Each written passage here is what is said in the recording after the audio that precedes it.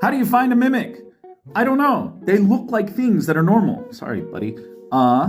So here's how to tell if something is a mimic. First off, the really easy one, does it move? Does it stick? Because mimics are sticky and then they move. If they try and bite you, that's a mimic. If they stick to your body and you can't move your hand off, that's a mimic. But here's another way you can tell that something's a mimic. Make a perception check and then see if there's a layer of dust on the mimic that can be removed from the mimic. Smart mimics will look dusty. However, mimics might eat the dust that's on their body and act as filter feeders because they can't eat adventurers all the time.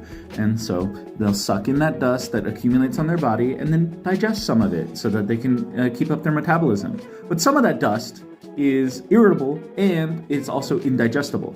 And so what happens to that? Well, the mimic then absorbs it and puts it in their body, and then they coat it in a sort of lacquer, just like a pearl.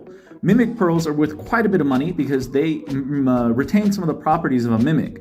You can sell those to a mage craftsperson, and that mage craftsperson can either use it as a spell component, or maybe you can use it as a spell component to replace pearls in spells, or they can use magic to shape that pearl into whatever shape they want, effectively carving a pearl without having to carve the pearl.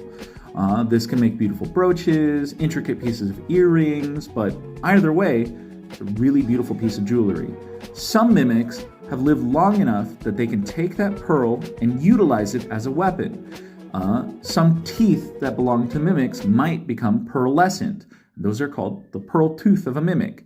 You could then shape those into weapons if they're big enough, but there is a legend of the pearl tooth mimic, or the pearl tooth. And this is a mimic who has lived long enough and is cunning enough that some of his tactics border on sentience. And he hunts down adventurers and has a maw full of multicolored pearl teeth. And he's a really scary foe. Maybe even an urban legend. But yeah, something to put into your adventures and food for your thoughts and not for your mimics. See you in the next video.